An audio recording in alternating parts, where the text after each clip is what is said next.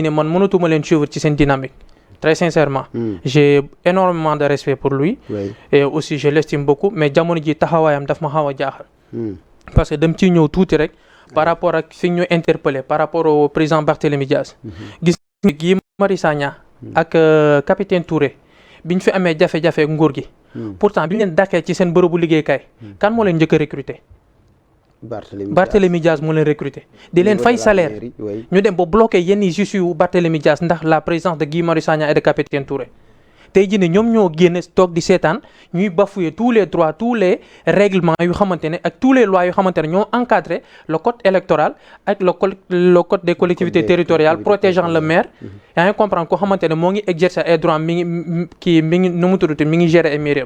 donc tey jii nii lan la ci Guy Marius Sagna wax bi ñuy fekk Barthélémy Dias di ko jaay doole au niveau de la mairie ville de Dakar fan la Guy Marius Sagna nekkoon ak lan la wax ak lu mu def loolu dafa jar réforme.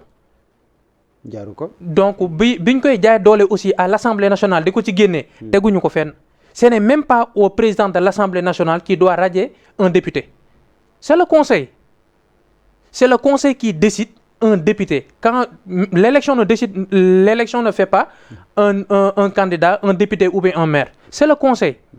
c'est-à-dire conseil bu demee ba joxe les résultats définitifs c'est ça qui fait de vous un maire ou bien un député. mais pas en tant que nu mu tuddati pas le bureau de l'Assemblée ou bien soit nu mu tuddati le président de l'Assemblée ils n'ont pas cette prérogative. mais bureau de l'Assemblée bu ñu demee ba constituer non bureau de l'Assemblée bu ñu demee ba constituer boo xool li xamante ne loolu conditions yi noonu ñoo mën a tegu si cette radiation est motivée par des choses yi xamante ne cela est conforme à la loi et au règlement intérieur de l'Assemblée. bu boobaa nu mu tuddati bureau de l'Assemblée dañuy constituer wu soumettre ko. conseil mooy décider bu boobaa ce n'est pas le bureau de l'Assemblée et c'est ça qu'ils ont fait le président bi nekk nu mu tudd ci assemblée ki fi nekk xamul sax ni ñuy voter des lois il ne fait que violer les lois. ah bon mais oui. comment ça. nooy jëlee une telle décision ñu ne la tey jii nii yow balaa ngaa doon président c'est des gens qui se sont concertés yaa ngi comprendre nit ñi installé la ñu voté bu installé la donc yow doo xëy du benn nit. ci sa parti wala opposition bi mu xëy nan la nu mu tuddati suñu kilifa gi doonatul suñu président de l'Assemblée donc dindi leen ko gaa dindi ko non du noonu la république di doxee lépp loo gis dañ koy encadrer par des règlements et par des lois. tey jii nii du bu bureau de l'Assemblée demee ba constitué wu xool ni que Barthélémy Dias dafa am benn condamnation bu koy empêcher mu doon député. mais dañ la ne la condamnation ne peut pas être antérieure cela veut dire que munoo doon tey député fekk ñu condamné la.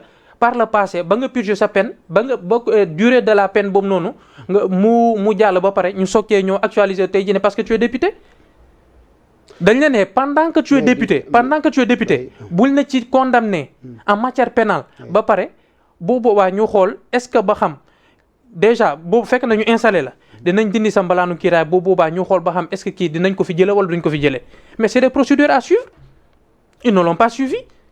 du bureau de l'Assemblée ou bien le président de l'Assemblée mooy xool par notification du ministre de la justice ni que diw dañ ko condamné woon nañ ko fi jëlee c'est pas fondé jaay doole la jaay doole weesuwul loolu jaay doole weesuwul nga ñëw fekk un maire installé ko xamante ne jàll na tous les processus électoraux mu ñëw léegi code des collectivités territoriales moo koy protéger mu ñëw nga fekk ko dans sa mairie yaa ngi comprendre ci lu xamante ne ça date de 2011 jusqu'en 2017 2019 su ma juumul yaa ngi comprendre il a été condamné pour délit je pense. yaa ngi comprendre pour délit affaire bu Ndiaga Diouf bi ñu tëj ko 2 ans donc 6 mois ferme. purgé na ko. non purgé na ko ba pare non la durée de la peine est prononcée c'est déjà passé 5 ans yi passé nañ. fii gënoon a am problème fii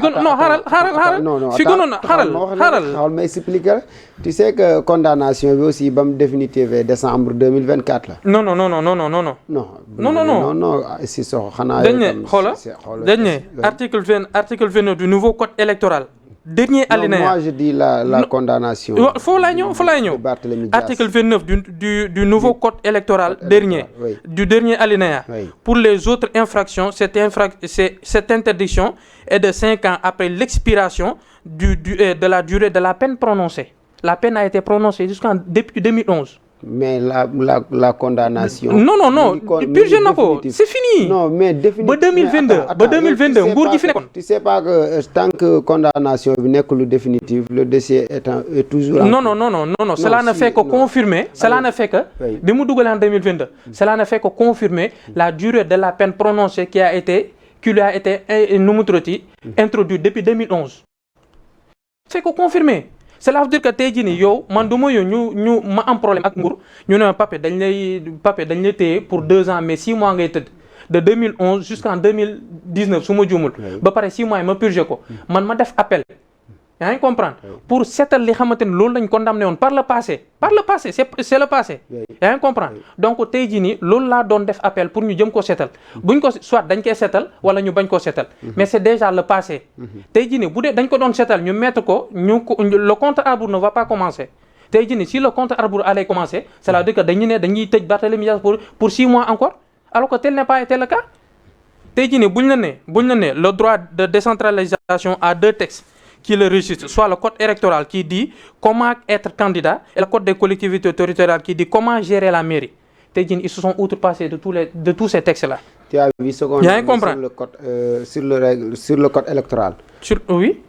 Il suffit tout simplement que benn citoyen boo xamante ni fii si Dakar lay. non c'est pas là mais ma yeggali. oui ma yeggali par rapport ak condamnation bu définitive boo xamante ni ab maire am na ko. Il suffit tout simplement benn nit koo xamante ne nii ab électeur la si mairie boobu noonu bu saisir sous-préfet. mu démettre ko si. Concernant l'article 277 qu'ils ont évoqué, ils ont dit que du code électoral sénégalais établit des règles importantes. Concernant l'inéligibilité et l'incompatibilité des conseillers municipaux. Oui. Là, il ne s'agit pas d'un conseiller municipal. Depuis 2021, qu'un maire est élu au suffrage universel direct, il n'est plus conseiller. Là, le cas concerne les conseillers. Là, Barthélémy Dias n'est pas conseiller, c'est un maire d'office. Donc, vous ne pouvez pas démettre un maire, vous ne pouvez pas réformer. C'est-à-dire Non. Là, fini, li concerne lui, réforme, sur la réforme. Il suffit juste de respecter l'article 135 des codes des collectivités territoriales qui dit que pour révoquer un maire, seul le président a les prérogatives de lui notifier un décret. Mais ce décret aussi doit être motivé. yaa ngi comprendre par des causes yi xamante ne loolu mooy waral tey jii ñu révoquer un maire par des détournements de deniers publics par des faux et usage de faux et consorts mais loolu ça n'a pas été constaté pour le cas de Barthélémy Dias. Donc ils ont violé tous les droits moo tax mu ne leen vous avez fait un braquage. Moi je dis que c'est plus un braquage parce que je vous ai même envoyé les images parce que li ñu def noonu keroog à la mairie ville de Dakar j'étais ébahi. Pour une république vous ne pouvez pas vous permettre xool yow ku la neex nga bàyyi ko fi ku la neexul nga ne kii dama koy effacer comme il l'a si bien dit à l'Assemblée pourtant te pourtant loolu lañ nekk non may ma tuuti rek ma ñëw sur le cas des dernières arrestations récemment. dinaa si ñëw merci beaucoup. Ok, merci beaucoup. dama lay bàyyi nga souffler. Merci beaucoup. Le grand juriste ayca El Hadj Diarra par rapport ak